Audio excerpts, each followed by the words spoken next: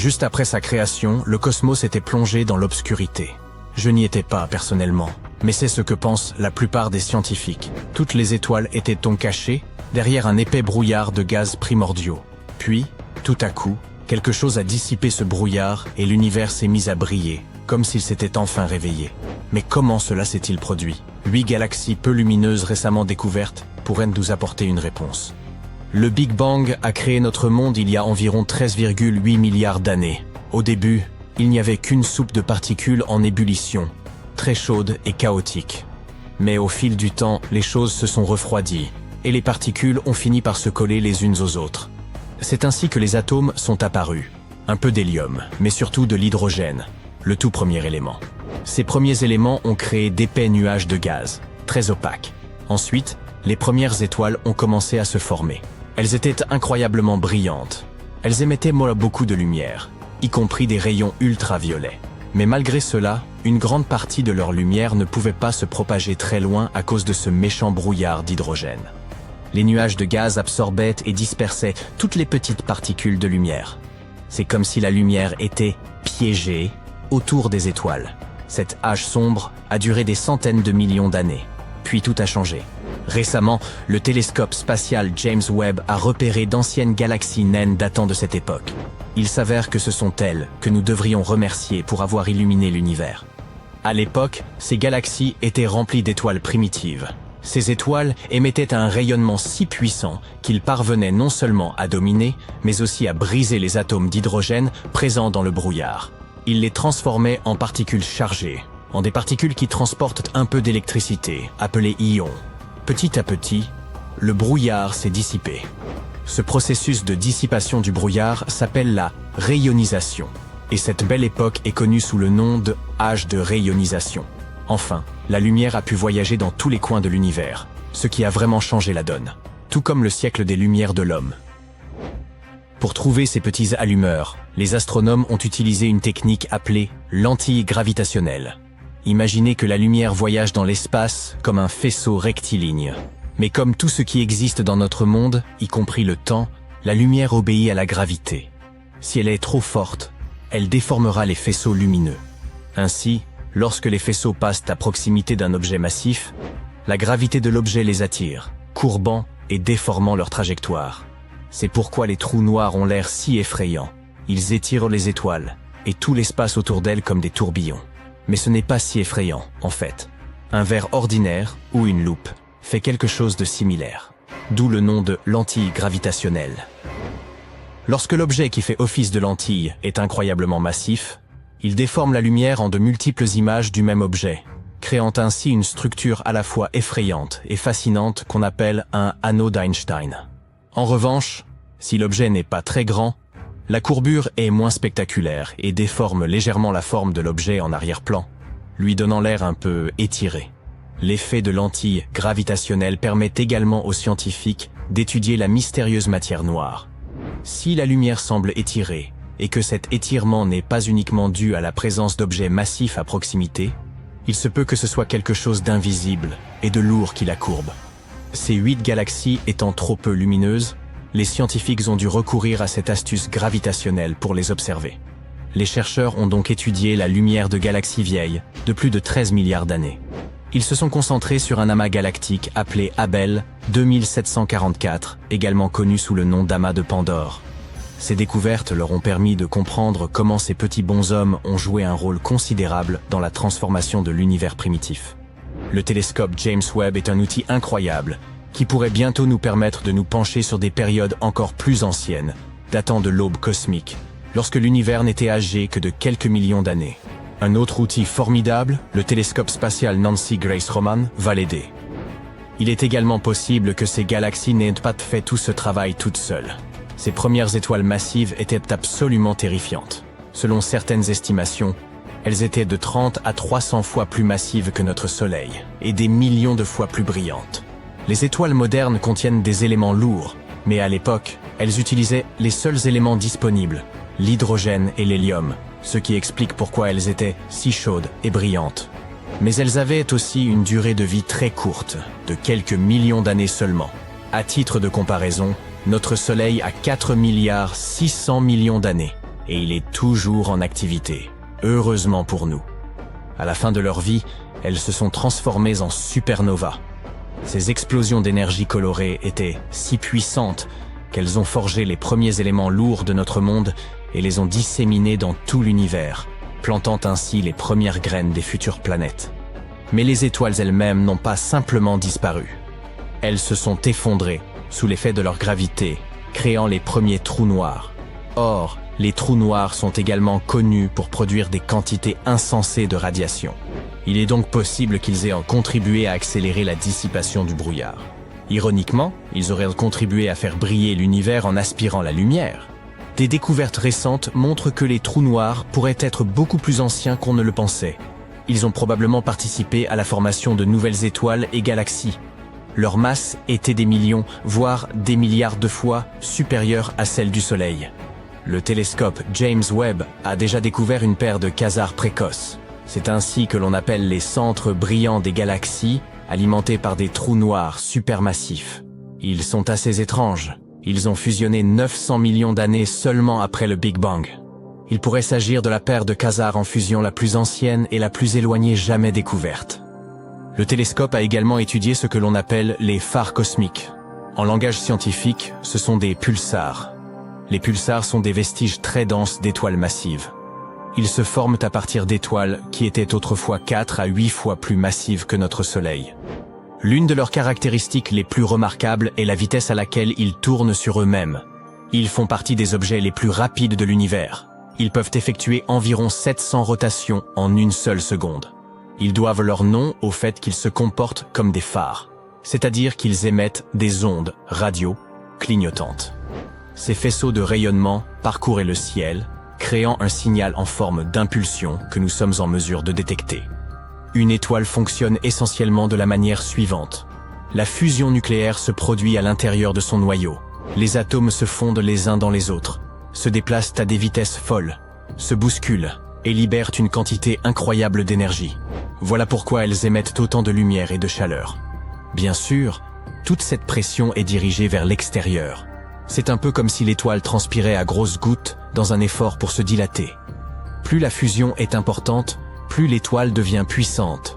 De l'autre côté, la gravité tire l'étoile vers l'intérieur, cherchant à la comprimer pour qu'elle conserve sa forme de petite boule dense. Tant qu'il y a un équilibre, l'étoile continue à vivre. Mais lorsqu'elle vieillit et qu'elle épuise tout son combustible nucléaire, elle devient trop faible pour produire l'énergie dont elle a besoin et ne peut plus lutter contre la gravité. C'est alors qu'elle s'effondre sous son propre poids et explose en supernova. Il ne reste alors plus que le cœur de l'étoile, qui est désormais réduit à une échelle incroyablement réduite, comprise entre 19 et 27 km de diamètre, soit à peu près la taille d'une ville. On appelle ce noyau dense une étoile à neutrons. La matière contenue dans une étoile à neutrons est si dense qu'une seule cuillère à café pèserait jusqu'à 4 milliards de tonnes, soit l'équivalent de 10 000 Empire State Buildings. Tout cet effondrement déclenche une réaction qui fait tourner l'étoile à neutrons à toute vitesse et donne naissance à un pulsar. Un peu comme lorsqu'un patineur sur glace se met à tourner plus vite en croisant ses bras sur son corps. Les pulsars sont souvent accompagnés d'une étoile plus petite. Il n'y a pas si longtemps, des astronomes ont découvert un pulsar qui, pour une raison inconnue, était entouré d'un grand nombre de matériaux énergétiques. Ils se sont rendus compte que toute cette matière était le vestige d'une autre étoile beaucoup plus grosse. Il s'avère que le pulsar avait lentement détruit son ami avec ses terribles radiations et particules, jusqu'à l'avoir pratiquement dévoré. C'est un peu comme une veuve noire qui dévore son compagnon. Ces systèmes ont donc été qualifiés de pulsars veuve noire. Quoi qu'il en soit, ces phares ont très probablement contribué au processus de rayonnement. Notre univers s'apparente à une vaste autoroute où les galaxies se déplacent sans cesse. À l'instar de véhicules pilotés par des conducteurs imprudents, elles peuvent entrer en collision et s'entrechoquer violemment. Récemment, des astronomes ont observé un événement cosmique spectaculaire. Une collision impliquant des galaxies se déplaçant à des vitesses vertigineuses. Grâce à des instruments de pointe, des chercheurs ont mesuré la vitesse d'une galaxie, NGC 7318b, lancée à environ 3 millions de km/h lorsqu'elle a percuté un autre groupe de galaxies. L'impact a engendré des ondes de choc d'une intensité telle qu'elles transforment profondément la région, altérant durablement sa structure et sa dynamique. Cette perturbation pourrait-elle avoir une incidence sur notre système solaire? Avant d'y répondre, examinons de plus près la zone où s'est produite cette collision. En réalité, cette collision est toujours en cours, au sein du quintet de Stéphane, un groupe de galaxies fascinant étudié par les scientifiques depuis plus d'un siècle. Cet ensemble de 5 galaxies, situé dans la constellation de Pégase, fut découvert en 1877 par l'astronome français Édouard Stéphan, grâce à un télescope de l'Observatoire de Marseille. Derrière son appellation trompeusement paisible, le quintet de Stéphane est le théâtre chaotique de collisions galactiques et de turbulences intenses. Parmi ces 5 galaxies, 4 sont liées gravitationnellement, ce qui signifie qu'elles interagissent physiquement entre elles. Ces interactions engendrent l'éjection de matière hors des galaxies, formant progressivement d'immenses champs de débris dans l'espace environnant. Selon les astronomes, ces galaxies finiront par fusionner en une seule entité colossale, bien que ce processus ne s'achève qu'au terme de plusieurs millions d'années. Fait intrigant, la 5e galaxie du quintet, visible dans le coin supérieur gauche de l'image, n'est pas impliquée dans cette collision. Elle se trouve en réalité bien plus proche de la Terre, à près de 200 millions d'années-lumière de distance. Son apparent alignement avec les autres galaxies résulte d'un simple effet de perspective, créant l'illusion qu'elle fait partie du groupe. À la fin du 19e siècle, Stéphane ne pouvait percevoir cette distinction, raison pour laquelle l'appellation quintet a perduré, malgré l'implication effective de seulement 4 galaxies. Que diriez-vous d'examiner cette collision de plus près? Au cœur de cet événement cosmique se trouve l'une des galaxies du groupe, NGC 703-118b, qui fonce avec une vélocité fulgurante en direction des autres. Depuis notre perspective terrestre, elle semble surgir par l'arrière du quintet, avançant droit vers l'observateur. Cette collision génère une onde de choc d'une ampleur considérable, se propageant à travers les galaxies environnantes. En traversant des poches de gaz froid, l'onde de choc atteint une vitesse hypersonique, dépassant de plusieurs fois celle du son dans le milieu intergalactique. Ce phénomène arrache les électrons des atomes, laissant derrière lui de vastes traînées de gaz ionisés et luminescents. En revanche, lorsqu'elle rencontre des zones de gaz chaud, elle ne les disperse pas mais les comprime, engendrant ainsi des émissions radiodétectables par les radiotélescopes. En modifiant la structure du milieu intergalactique du quintet de Stéphane, cette onde de choc influence également l'évolution future des galaxies impliquées. Mais comment les scientifiques sont-ils parvenus à détecter un tel événement cosmique? Cela a été rendu possible grâce à des technologies de pointe. L'outil clé de cette observation est WIV, un spectrographe de dernière génération installé sur le télescope William Herschel de La Palma, en Espagne.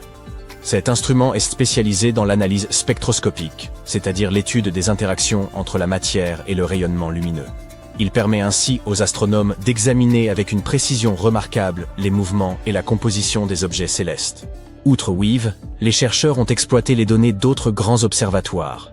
Parmi eux figure l'OFAR, un vaste réseau d'antennes radio à basse fréquence.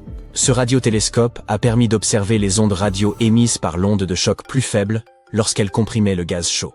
En combinant les informations recueillies par ces différents instruments, les astronomes ont pu analyser les ondes de choc et leurs effets avec une précision inégalée.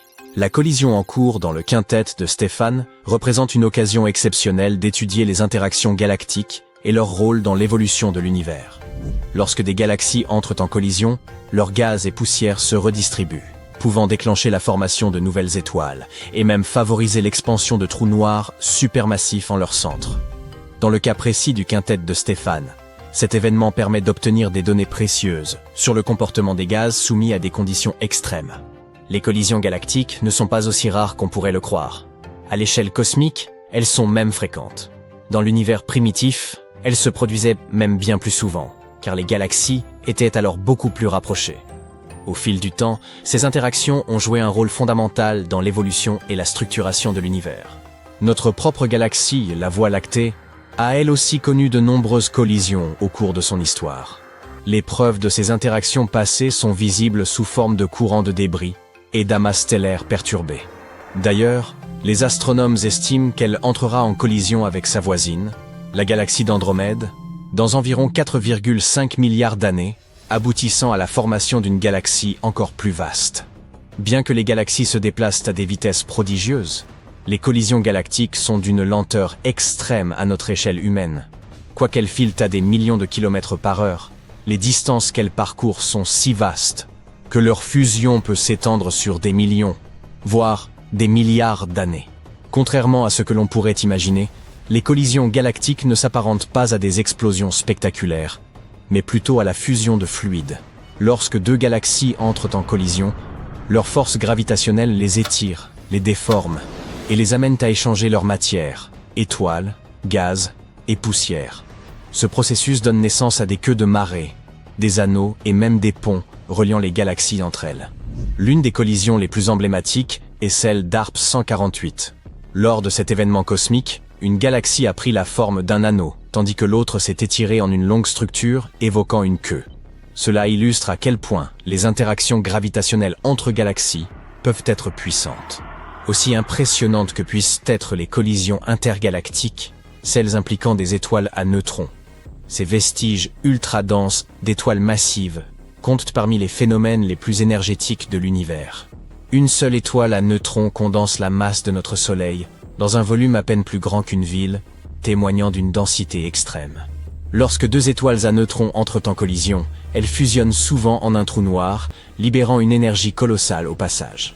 Ces événements engendrent des ondes gravitationnelles, des perturbations de l'espace-temps détectables par des instruments comme LIGO et Virgo, ainsi que des flambées lumineuses dont l'intensité dépasse celle de milliards d'étoiles. Sur Terre, le risque qu'une collision galactique ait un impact direct sur nous est pratiquement nul. Ouf! Heureusement, les distances et les échelles de temps impliquées rendent ces événements inoffensifs pour notre planète. En revanche, les collisions à plus petite échelle, comme les impacts d'astéroïdes, sont bien plus plausibles. De tels événements ont marqué l'histoire de la Terre, le plus célèbre étant celui qui a provoqué l'extinction des dinosaures il y a 66 millions d'années. Bien que ces impacts majeurs soient rares, les astronomes surveillent de près les objets géocroiseurs afin d'anticiper toute menace potentielle. Puisque nous parlons de collisions spatiales, une question se pose. La vie peut-elle voyager d'une planète à l'autre? C'est le principe de la lithopanspermie, l'idée que des débris issus de collisions pourraient transporter des formes de vie entre les mondes. Lorsqu'un astéroïde ou une comète percute une planète, des fragments de roches sont projetés dans l'espace. Si ces fragments contiennent des micro-organismes, ils pourraient, en théorie, atteindre une autre planète et y apporter la vie. Et tenez-vous bien, il y a des expériences qui suggèrent que certains micro-organismes extrêmement résistants, comme les cyanobactéries, pourraient en survivre aux rigueurs du voyage spatial, y compris aux radiations et à la rentrée atmosphérique sur une autre planète. Bien que la lithopanspermie demeure une théorie et une hypothèse controversée parmi les scientifiques, elle n'en demeure pas moins fascinante. À terme, elle pourrait même nous aider à mieux comprendre comment la vie a pu se propager à travers l'univers. Mais revenons à la collision en cours dans le quintet de Stéphane. En analysant ces événements, les astronomes approfondissent leurs connaissances sur l'interaction, l'évolution et l'influence des galaxies sur leur environnement. Avec un peu de chance, de nouvelles découvertes viendront bientôt enrichir notre compréhension de ces phénomènes. Restez à l'affût.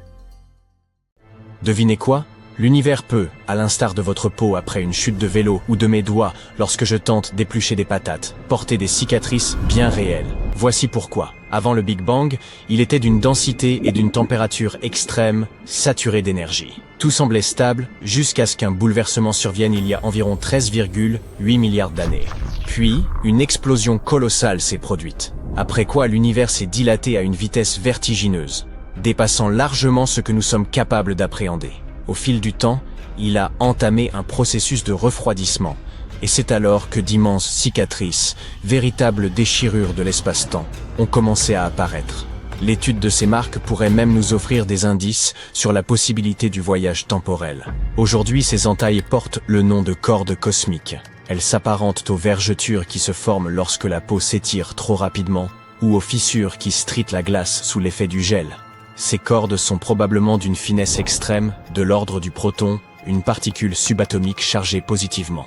Et oui, subatomique désigne ce qui est plus petit qu'un atome. Ces cordes, d'une densité phénoménale, peuvent s'étirer sur plusieurs années-lumière. Imaginez à présent ces cicatrices cosmiques dérivant dans l'espace, presque indifférentes à ce qui les entoure. Lorsque deux cordes cosmiques se croisent, Elle pourrait altérer l'espace-temps au point de générer une véritable machine temporelle. En suivant un trajet précis autour de ces structures, vous pourriez retourner à votre point de départ avant même d'en être parti, réalisant ainsi un voyage dans le passé. Admettons-le, cette idée semble tirée d'un roman de science-fiction. Pourtant, elle repose sur la théorie des cordes, et les calculs qui l'accompagnent paraissent solides. Hélas, aucune observation de ces structures n'a encore été réalisée, ce qui en fait, pour l'instant, une simple hypothèse. En 1991, le physicien John Richard Gott a avancé que les cordes cosmiques pourraient rendre le voyage temporel possible. Si deux cordes infinies se déplaçaient parallèlement l'une à l'autre, elles déformeraient l'espace-temps au point de créer une boucle temporelle. Une telle boucle permettrait de remonter dans le passé. Mieux encore, cette idée ne contredit pas la relativité générale d'Einstein, qui établit que des objets massifs peuvent courber l'espace et le temps. Ces distorsions pourraient agir comme des raccourcis temporels. Et son concept désormais célèbre de boucle temporelle fermée contribue aussi à expliquer le fonctionnement potentiel des trous de verre. Un trou de verre est essentiellement, du moins en théorie, un tunnel reliant deux points distincts de l'espace. Certains pensent que ces passages pourraient te permettre de réduire considérablement les distances cosmiques, rendant possible des voyages interstellaires autrement inimaginables. Supposons que vous parveniez à créer un trou de verre et à propulser l'une de ses extrémités à une vitesse proche de celle de la lumière avant de la ramener à son point d'origine. Une fois ce déplacement effectué, les deux extrémités ne seraient plus synchronisées. L'une se retrouverait dans le passé, l'autre dans le futur. Et si vous trouviez un moyen de traverser ce tunnel, vous vous déplaceriez dans le temps. Une autre approche consisterait à placer une extrémité du trou de verre à proximité d'un champ gravitationnel intense, comme celui d'un trou noir, tandis que l'autre resterait dans une région à la gravité plus faible. D'après théorie de la relativité, le temps s'écoulerait plus lentement du côté soumis à la forte gravité, ce qui permettrait à une particule ou un objet de rester dans le passé par rapport à l'autre extrémité du trou de verre. D'un autre côté, créer un trou de verre pourrait s'avérer une entreprise périlleuse. Il pourrait s'effondrer sans avertissement, émettre des radiations intenses ou contenir de la matière exotique toxique avec laquelle tout contact serait extrêmement risqué. Revenons aux bases mathématiques du voyage temporel par corde cosmique. Bien que ces calculs tiennent la route, cela ne signifie pas que ce type de machine à voyager dans le temps soit réalisable. Un tel voyage nécessiterait d'atteindre une vitesse proche de celle de la lumière. Un exploit peut être hors de portée. En effet, selon la relativité d'Einstein, plus un objet accélère, plus il requiert d'énergie. Or, nos technologies actuelles sont bien loin de pouvoir fournir l'énergie nécessaire à une telle accélération. L'idée même de deux cordes cosmiques infinies pose également problème. En pratique, il est impossible de créer un objet d'une longueur infinie. Même si ce modèle de voyage dans le temps est mathématiquement viable, son application concrète semble proprement irréalisable. Néanmoins, certains chercheurs considèrent toujours les cordes cosmiques comme une option plus crédible que les trous de verre. Quoi qu'il en soit, avant d'envisager le voyage dans le temps, il faut d'abord prouver l'existence des cordes cosmiques. Heureusement, des astronomes tentent de détecter les ondes gravitationnelles de basse fréquence en analysant les signaux émis par les pulsars, ces étoiles qui envoient des impulsions radio régulières. En observant de légers décalages dans leur chronométrage, les scientifiques peuvent repérer des perturbations subtiles de l'espace-temps induites par ces ondes gravitationnelles, véritables ondulations de l'univers.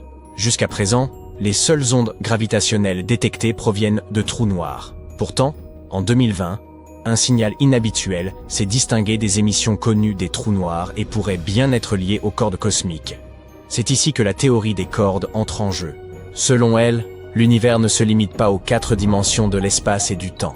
Il existerait d'autres dimensions, invisibles à nos yeux.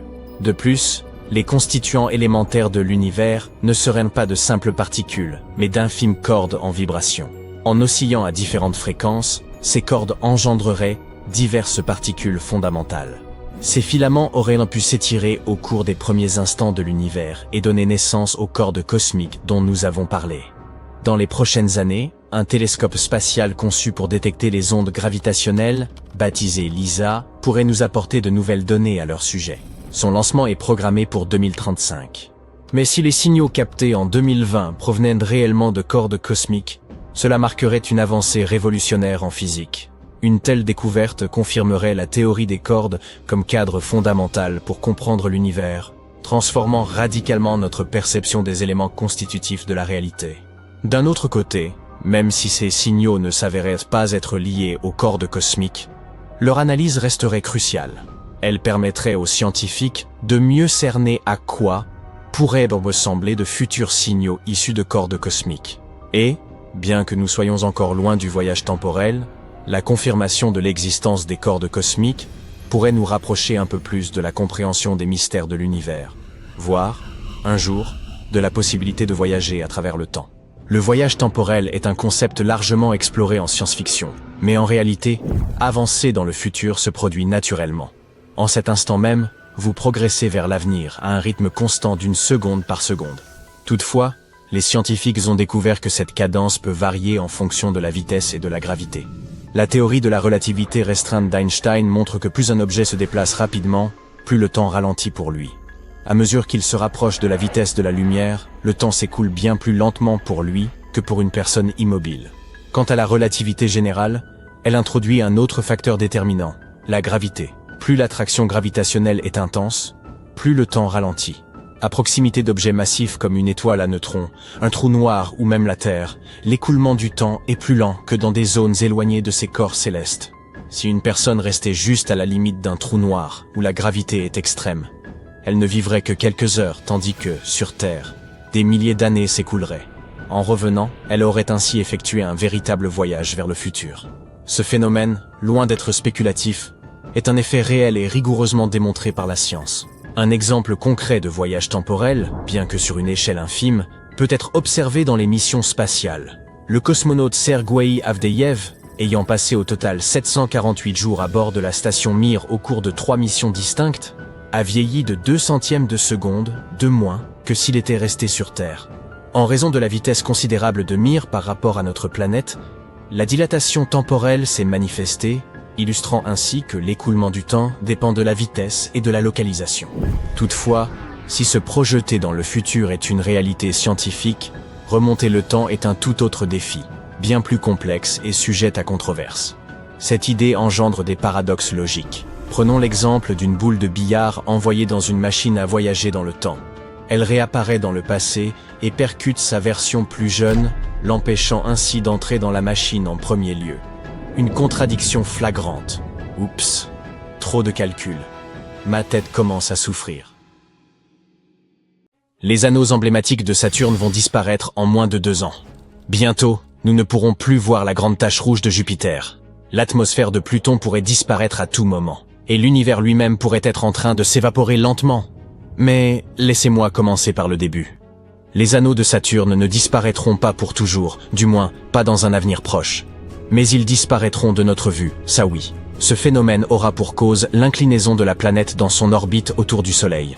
En conséquence, les anneaux spectaculaires qui ornent cette géante gazeuse deviendront invisibles aux amateurs d'astronomie dès 2025. Cette disparition scandaleuse va se produire parce que les minces anneaux de Saturne vont se déplacer. C'est comme quand on tient une feuille de papier à l'horizontale, parallèle au sol. On ne voit alors plus que son bord. Voilà ce qui est en train de se passer avec les anneaux de cette grande planète. Au fur et à mesure que les saisons progressent, au lieu que le côté sud des anneaux s'incline vers nous, nous commençons à voir leur côté nord. Après ça, la planète s'incline de nouveau et dévoile une fois de plus le côté sud. Une telle traversée du plan des anneaux se produit tous les 15 ans, lorsque notre planète passe dans le plan des anneaux de la géante gazeuse. La dernière fois que ce phénomène s'est produit, c'était en 2009. Par la suite, les anneaux sont peu à peu redevenus visibles pendant plusieurs mois. Cette fois-ci, les anneaux disparaîtront en mars 2025, puis reparaîtront lentement pour disparaître à nouveau en novembre de la même année. Peu après, les anneaux seront à nouveau visibles, d'abord par les plus grands télescopes, puis par tout le monde. Mais dans un avenir plus lointain, ces anneaux pourraient cesser d'exister définitivement. Des astronomes ont affirmé que les anneaux de Saturne, qui sont principalement composés de glace et de poussière rocailleuse provenant d'astéroïdes pulvérisés, sont plus jeunes que nous le pensions. Ils perdent chaque seconde des tonnes et des tonnes de masse. Et il est probable qu'ils disparaissent complètement d'ici quelques centaines de millions d'années, tout au plus. Passons maintenant à la grande tache rouge de Jupiter. Cette immense tempête pourrait s'arrêter de faire rage dans les 20 prochaines années. Cette tempête est plus grande que notre planète entière. Elle a été repérée pour la première fois en 1830. Mais des observations datant des années 1600 mentionnaient déjà la présence d'une tache géante sur Jupiter. S'il s'agit de la même grande tache rouge, on peut dire que la tempête sévit depuis des siècles. Si le tourbillon de la tempête est resté aussi puissant, c'est grâce au courant jet de Jupiter, d'une vitesse de 4 à 600 km/h. Mais comme toute tempête, la grande tache rouge ne peut pas continuer à souffler éternellement. Elle se rétrécit depuis un bon moment. D'ici 1 ou 2 décennies, on prévoit qu'elle se transformera en GCR, ou Grand Cercle Rouge. Et qui sait, peut-être se transformera-t-elle plus tard en GSM, ou Grand Souvenir Rouge. À la fin des années 1980, la tempête mesurait plus de 56 000 km de diamètre, soit 4 fois le diamètre de la Terre. Mais lorsque Voyager 2 a survolé Jupiter en 1979, la tempête avait déjà diminué de près de 2 fois sa taille initiale. Et cette réduction se poursuit. En 2017, la GTR s'étendait sur un peu plus de 16 300 km de large, soit moins de 1,3 fois le diamètre de la Terre. Continuons. L'atmosphère de Pluton est en train de subir une étrange transformation. Cette planète naine glacée, située à plus de 4 milliards de kilomètres de la Terre dans la région de la ceinture de Kuiper, a attiré l'attention des astronomes en 2018 lorsqu'elle est passée devant une étoile. Avec une source de lumière aussi puissante éclairant Pluton, les chercheurs ont pu examiner la planète naine et son atmosphère. Ils sont parvenus à une conclusion choquante. L'atmosphère de Pluton se recongèle à sa surface. La planète devient de plus en plus froide. Les astronomes ont utilisé plusieurs télescopes situés en différents points des États-Unis et du Mexique pour observer Pluton et sa fine atmosphère, principalement composée d'azote. Cette atmosphère est alimentée par la pression de vapeur de glace à la surface de la planète naine. Depuis environ 25 ans, Pluton s'éloigne du Soleil. La température à sa surface baisse progressivement. Pluton est actuellement très loin de notre étoile. Mais elle finira par s'en rapprocher. Son orbite est incroyablement vaste. Outre la grande tache rouge de Jupiter, les anneaux de Saturne et l'atmosphère de Pluton, nous perdons aussi des étoiles. Mais les étoiles ne disparaissent pas, n'est-ce pas? Pendant des milliers d'années, les scientifiques ont cru que les lumières dans le ciel étaient fixes et immuables. Même après avoir réalisé qu'il s'agissait d'objets physiques, comme notre Soleil, ils restaient persuadés que les étoiles ne changeaient que sur des périodes longues de millions, voire de milliards d'années. En réalité, les étoiles les plus massives, qui peuvent être des centaines de fois plus lourdes que le Soleil, peuvent subir des événements catastrophiques soudains.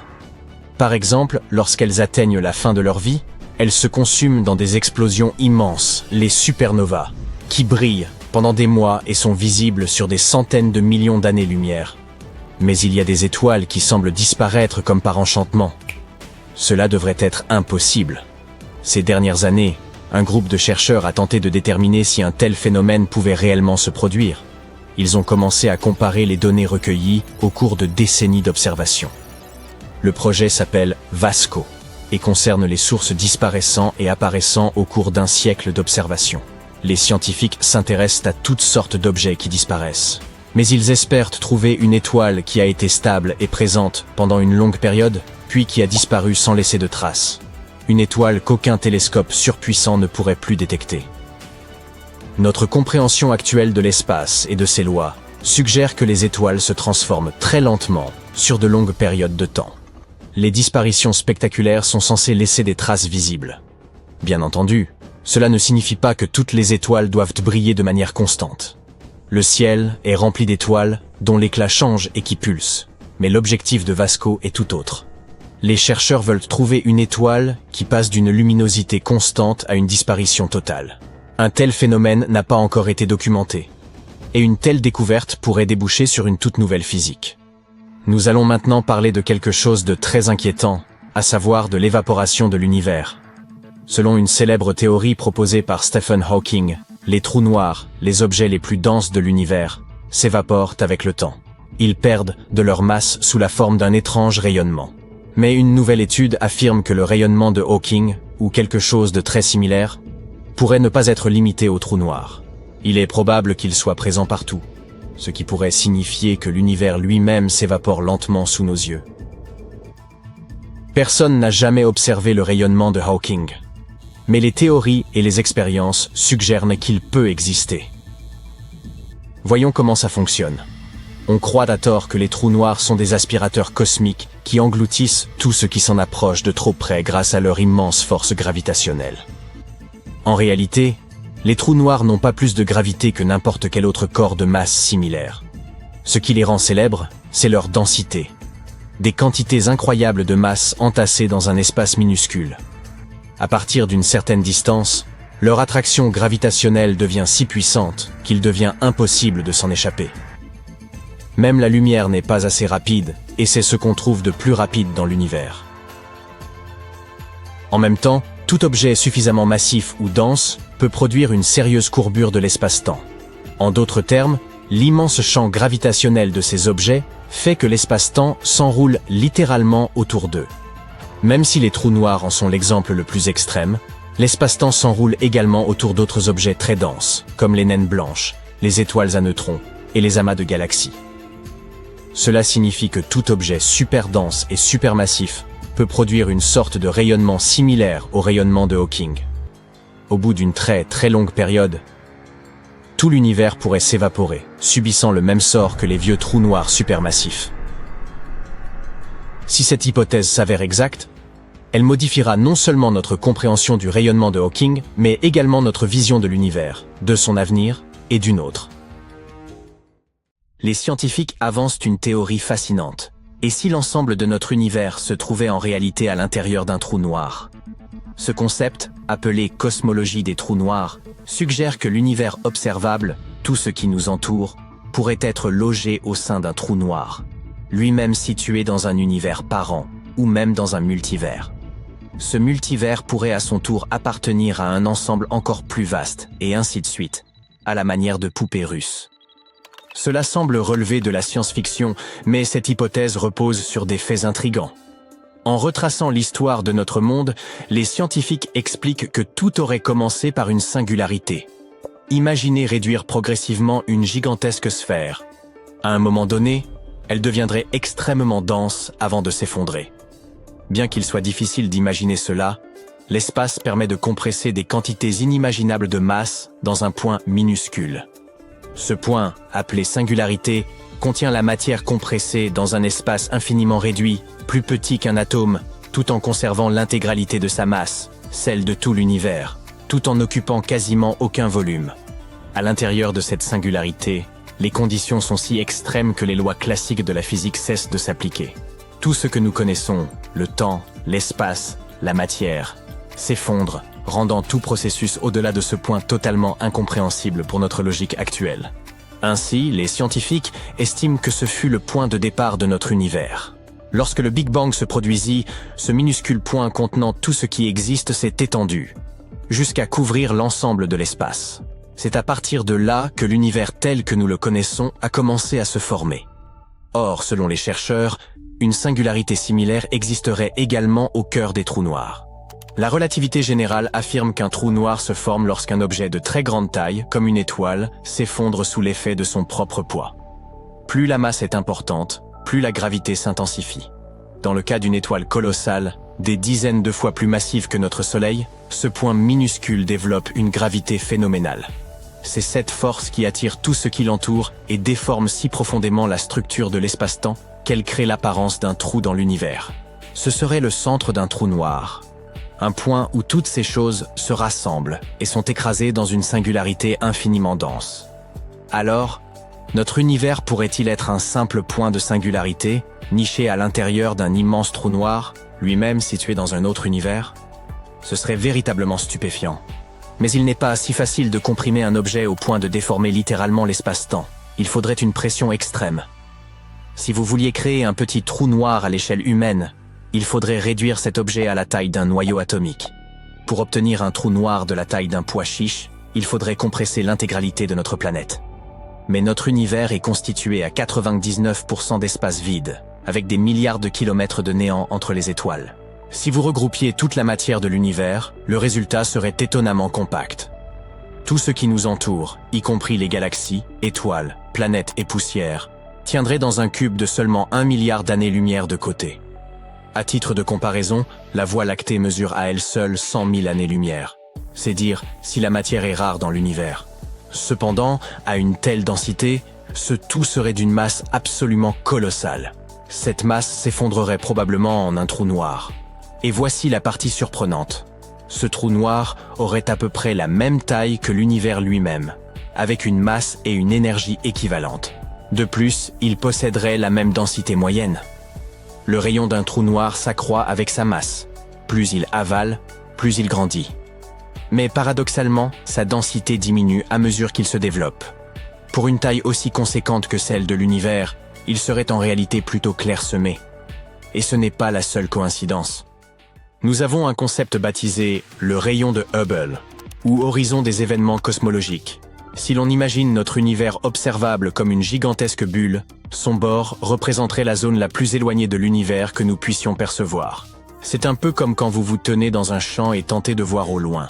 Vos yeux décrivent un cercle, c'est la même idée. Il pourrait y avoir plus au-delà de ce point, mais cela restera à jamais un mystère. Au-delà de cet horizon, la lumière provenant des régions lointaines de l'univers ne pourra jamais atteindre notre monde. Cela est dû à la vitesse limitée de la lumière et à l'expansion trop rapide de l'espace entre nous et ces régions. C'est comme courir vers quelque chose tout en étant poussé en arrière, par un vent d'une force démesurée. Tant que nous restons sur Terre, nous serons à jamais coupés de ces lointaines frontières de l'univers. Les trous noirs possèdent quelque chose de terriblement similaire, appelé l'horizon des événements, ou le rayon de Schwarzschild. Il s'agit du point de non-retour. C'est cette ligne imaginaire qui est souvent représentée sous forme de contours lumineux autour des trous noirs. Tout ce qui franchit cet horizon des événements, tombant à l'intérieur, est irrémédiablement perdu. Ni lumière, ni matière, ni information ne peuvent en sortir. La gravité des trous noirs est bien trop puissante, ce qui en fait des aspirateurs cosmiques parfaits. Comme nous l'avons évoqué précédemment, si nous créions un trou noir de la taille de l'univers, il posséderait la même masse et le même rayon d'horizon des événements. Bien que certains scientifiques pensent qu'il s'agit là de simples coïncidences, d'autres estiment que cela pourrait être un indice suggérant que notre univers se trouve à l'intérieur d'un trou noir. Cette théorie avance également que notre univers ne serait pas le seul. Il pourrait exister dans l'un des nombreux trous noirs répartis dans un multivers encore plus vaste. Dans ce modèle insensé, chacun de ces univers, tant le nôtre que celui de notre monde parent, pourrait être le berceau de son propre univers, régi par un ensemble distinct de lois physiques et de structures. Ce serait une chaîne étrange. Il existe une théorie qui avance que des univers pourraient naître à l'intérieur des trous noirs, en quelque sorte. Elle est connue sous le nom de théorie d'Einstein-Cartan. Cette théorie aborde aussi la question de la singularité, mais sous un angle différent. Elle postule que, au lieu de se condenser en un point infiniment dense, la matière pourrait générer un trou de verre. Ce dernier serait une sorte de tunnel à travers l'espace et le temps. Ce trou de verre, aussi connu sous le nom de pont d'Einstein-Rosen, pourrait relier deux régions distinctes de l'univers. Dans ce scénario, un côté du tunnel correspondrait au trou noir, tandis que de l'autre côté, un tout nouvel univers pourrait être en train de se former. Ainsi, il pourrait fonctionner comme une téléportation. Dès que vous franchissez l'horizon des événements, vous seriez transporté vers ce nouveau monde. Mais dans ce cas, il devrait y avoir une sorte d'ouverture. Certains chercheurs ont imaginé cela et l'ont nommé un trou blanc. Bien que cela n'existe pas réellement, du moins à notre connaissance, il pourrait être possible, quelque part de l'autre côté. Ce trou blanc fonctionnerait comme la sortie d'un trou de verre, une zone où la matière est constamment expulsée au lieu d'être aspirée. Cela signifie que vous ne pourriez rien y jeter. Tout serait immédiatement rejeté. Tout cela reste purement théorique, bien entendu. Ces idées s'intègrent bien dans le concept du Big Bounce. Cette théorie propose qu'au lieu que notre univers ait commencé par un unique Big Bang, il aurait rebondi à partir d'un état antérieur de contraction. Vous vous souvenez de l'analogie de la balle comprimée? Peut-être qu'il existait une autre balle univers, comprimée jusqu'à une taille minuscule, avant de rebondir et de s'étendre à nouveau. Ainsi, au lieu d'un univers né de rien, nous pourrions vivre dans un univers qui serait le recyclage cosmique d'un autre. Il existe aussi une autre version de cette théorie, parfois appelée cosmologie par onde de choc. Cette idée soutient que le Big Bang pourrait avoir été provoqué par une explosion à l'intérieur d'un trou noir. Cela aurait donné naissance à l'univers en expansion que nous voyons aujourd'hui. À mesure que l'univers s'étend et que la densité de matière diminue, le trou noir pourrait finir par se transformer en trou blanc. L'inverse d'un trou noir, où la matière est expulsée au lieu d'être aspirée. Mais même si ces connexions sont fascinantes, elles ne constituent pas des preuves. Il n'existe pas d'expérience ni d'observation qui pourrait valider. L'univers connaît une expansion toujours plus rapide. Mais les scientifiques ne s'accordent pas tous sur la cause. La théorie dominante repose sur l'énergie sombre, une entité mystérieuse qui influencerait l'ensemble du cosmos. Toutefois, une hypothèse concurrente suggère que notre univers pourrait croître en entrant sans cesse en collision avec de plus petits bébés univers. Tentons d'éclaircir tout cela. Le fond diffus cosmologique correspond au rayonnement résiduel du Big Bang. En l'étudiant, les astronomes ont découvert que notre univers traversait une phase d'expansion accélérée. Pour concilier cette observation avec la théorie principale de l'évolution cosmique, les scientifiques ont proposé l'existence d'une substance énigmatique, plus tard nommée énergie sombre, qui favoriserait l'expansion. Pourtant, cette forme insaisissable d'énergie demeure indétectable, ce qui pousse de nombreux chercheurs à remettre son existence en question et à envisager d'autres explications possibles pour l'accroissement de l'univers. Parmi les hypothèses les plus audacieuses figure celle selon laquelle notre univers grandirait en fusionnant constamment avec d'autres univers. L'idée que plusieurs univers puissent interagir entre eux n'a rien de récent. Toutefois, une étude très récente a mis au point un modèle mathématique permettant d'examiner l'impact hypothétique d'un tel phénomène sur l'évolution de notre univers. D'après les calculs des chercheurs, une fusion avec d'autres univers pourrait bel et bien accroître le volume du nôtre. Et nos instruments pourraient alors interpréter ce phénomène comme une expansion cosmique. Les chercheurs soutiennent également que leurs calculs correspondent mieux aux observations de l'univers que le modèle cosmologique standard classique. Ils abordent aussi la question de l'expansion ultra rapide survenue dans les premiers instants de l'univers. Jusqu'ici, les physiciens pensaient que ce phénomène pouvait être provoqué par l'inflaton, un champ hypothétique censé avoir déclenché l'expansion fulgurante de l'univers durant les toutes premières millisecondes après le Big Bang. Or, les auteurs de la nouvelle étude avancent que cette croissance initiale pourrait plutôt résulter de l'absorption de notre jeune univers par un univers plus vaste. Pour l'heure, il n'existe aucune description précise de l'apparence qu'un tel processus pourrait avoir, ce qui rend difficile d'évaluer si un tel scénario a réellement pu se produire dans les premiers jours de l'univers. Mais si cette hypothèse se révélait exacte, l'existence d'un champ d'inflaton deviendrait superflue. Après avoir été absorbé, notre univers, alors agrandi, aurait pu continuer à entrer en collision avec d'autres univers plus petits et plus jeunes, les intégrant progressivement. Cette théorie permettrait ainsi de résoudre certains des problèmes majeurs de la cosmologie moderne. Toutefois, seules des données observationnelles pourront confirmer ou infirmer sa validité. De nombreuses expériences sont actuellement menées afin d'étudier les propriétés du fond diffus cosmologique et d'en rechercher la preuve. Peut-être aurons-nous bientôt des réponses ? En évoquant l'expansion de l'univers, il est incontournable de mentionner la théorie du courant noir. En 2008, des chercheurs ont découvert que plusieurs amas galactiques se déplacèrent dans la même direction, à une vitesse dépassant 3 221 000 km/h. Se pourrait-il qu'une force colossale et invisible les appelle ? Ce pourrait être pratiquement n'importe quoi, une immense concentration de matière, dotée d'une énergie considérable, ou encore, une étrange déformation de l'espace-temps générant une gravité d'une puissance extrême, peut-être même issue d'autres univers. Pour l'instant, les amas semblent suivre une trajectoire s'étendant depuis notre système solaire en direction du Centaure. Mais l'orientation exacte de ce mouvement reste incertaine. La plupart des données suggèrent qu'ils se déplacent vers l'extérieur, mais certains scientifiques estiment qu'un flux opposé ne peut être totalement écarté. La théorie du courant noir demeure très controversée, car la répartition actuelle de la matière dans l'univers observable ne permet pas de l'expliquer. Son existence laisse supposer qu'une force inconnue, située au-delà de l'univers visible, exercerait une attraction sur ces amas. Abordons maintenant la théorie qui tente d'expliquer ce que l'on pourrait découvrir aux confins de l'univers, celle des univers multiples. Certains chercheurs estiment que notre univers pourrait n'être qu'une minuscule bulle, située au sein d'un vaste ensemble d'autres bulles. Selon cette idée, ces bulles entreraient parfois en contact les unes avec les autres.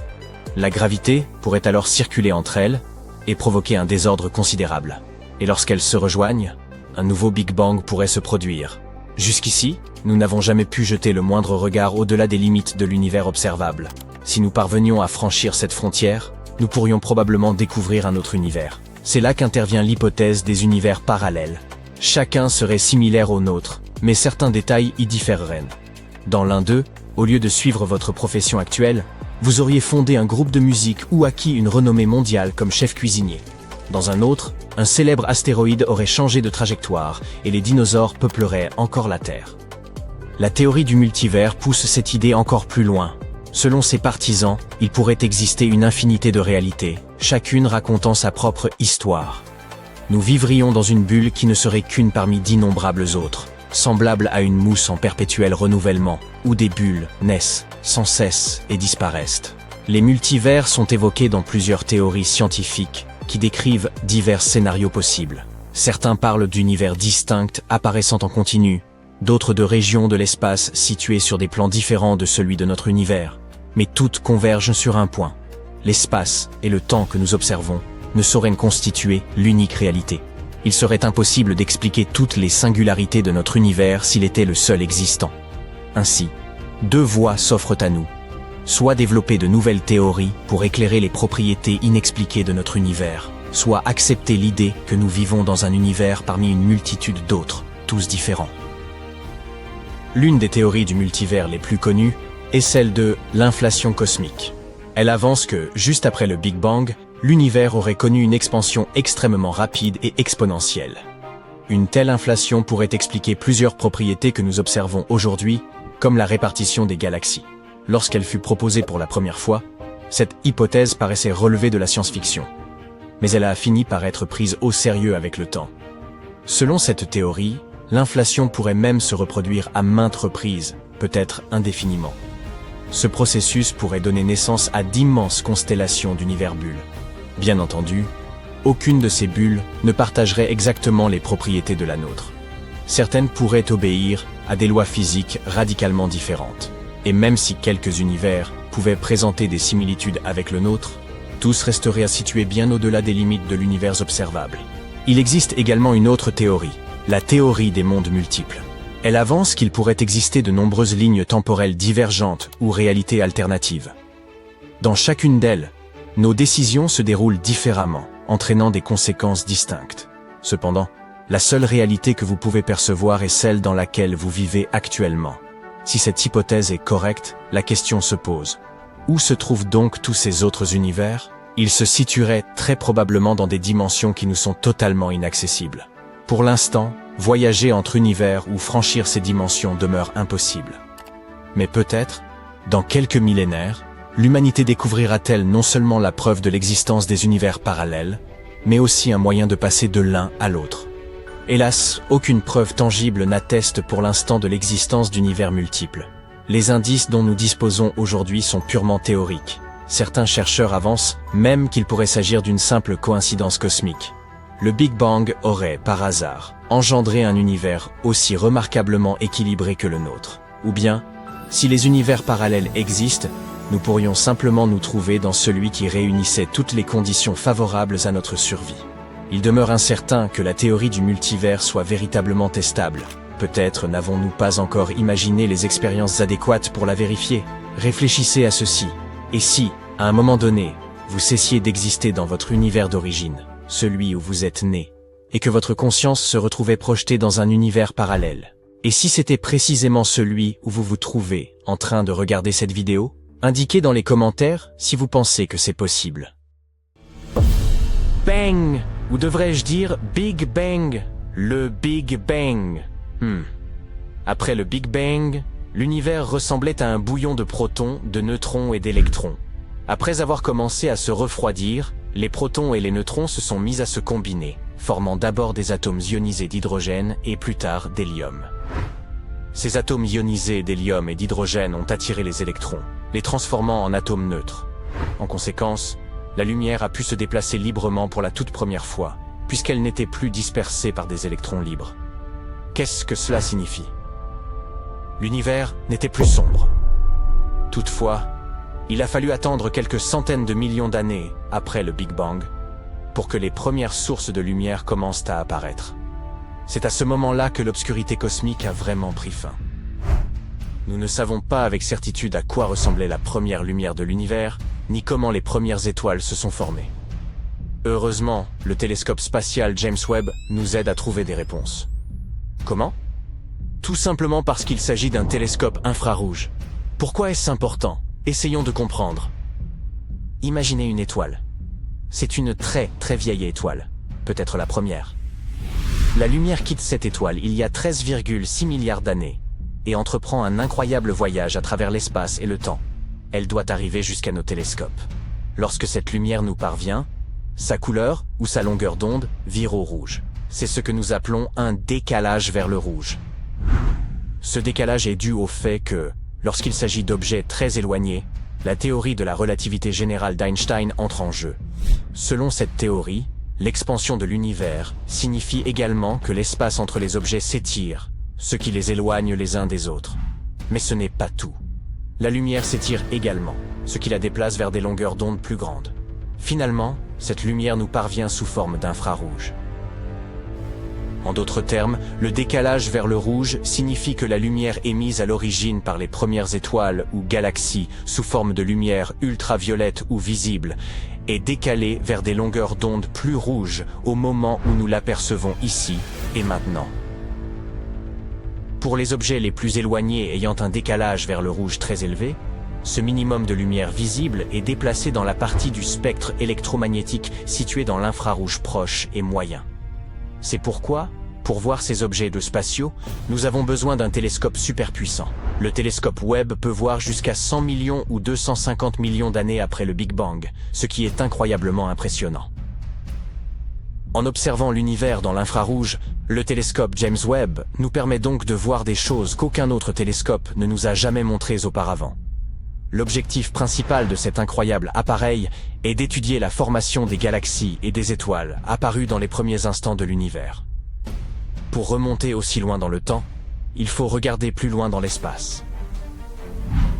Tout cela parce qu'il faut du temps à la lumière pour voyager jusqu'à nous. Par conséquent, plus nous regardons loin, plus nous remontons dans le temps. Pour trouver les premières galaxies, James Webb va effectuer un relevé ultra profond de l'univers dans le proche infrarouge. Il poursuivra ensuite avec d'autres méthodes de recherche.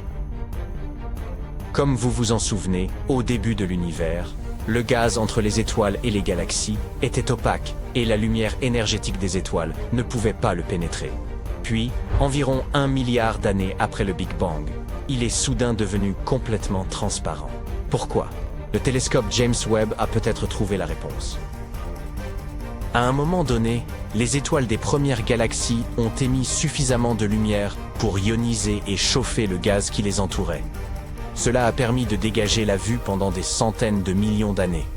Les connaissances les plus récentes des scientifiques portent sur une période appelée ère de rayonisation. À cette époque, l'univers a subi des changements spectaculaires. Après le Big Bang, les gaz de l'univers étaient incroyablement chauds et denses. Des centaines de millions d'années se sont ensuite écoulées et le gaz s'est refroidi. C'est alors qu'il s'est passé quelque chose d'étonnant. C'est comme si l'univers avait appuyé sur le bouton « Répéter ». Le gaz est redevenu ionisé et chaud. Ce phénomène pourrait être dû à la formation des premières étoiles. Ensuite, des millions d'années plus tard, ce mélange est devenu transparent. Pendant longtemps, les chercheurs ont espéré trouver des preuves concrètes de ces changements. Aujourd'hui, le télescope nous apprend que ces régions transparentes se situent autour des galaxies.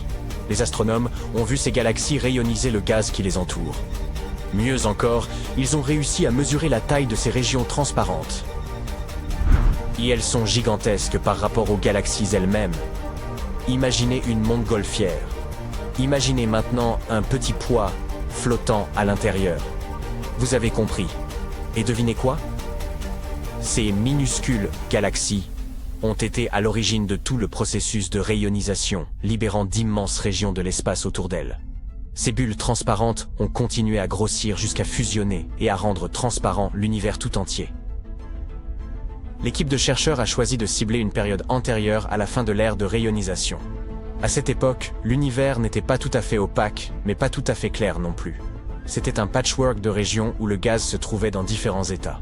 Pour découvrir ce fait amusant, les astronomes ont orienté le télescope James Webb en direction d'un quasar, un objet spatial incroyablement lumineux. Il a agi comme une gigantesque lampe de poche, se déplaçant vers nous à travers différentes régions gazeuses. Sa lumière était soit absorbée par les zones quasi opaques, soit traversait librement les zones où le gaz était transparent. Les scientifiques sont ensuite utilisé Webb pour examiner les galaxies dans cette région de l'espace. Ils ont découvert que ces galaxies étaient généralement entourées de régions transparentes d'un rayon d'environ 2 millions d'années-lumière.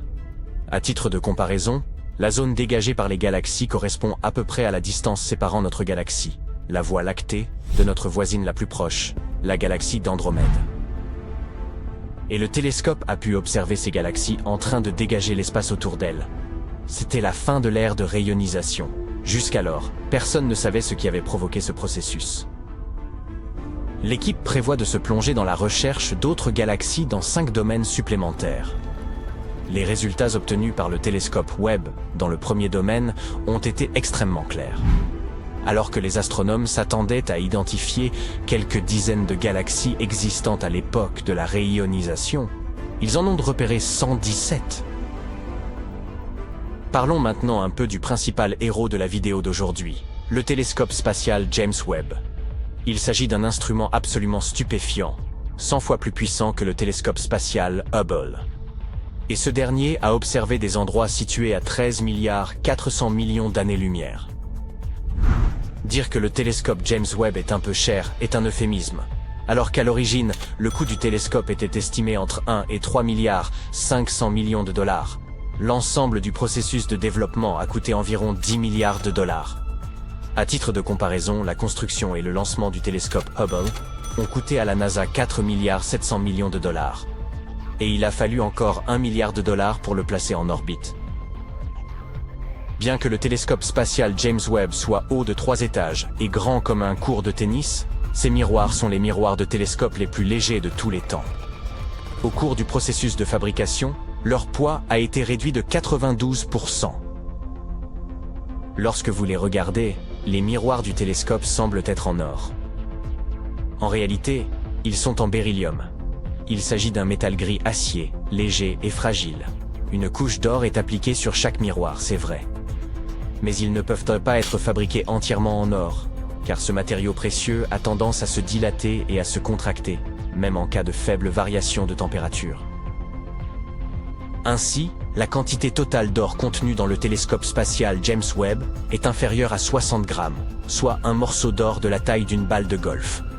Et les plaques d'or qui recouvrent le miroir ont une épaisseur inférieure à 1000 atomes.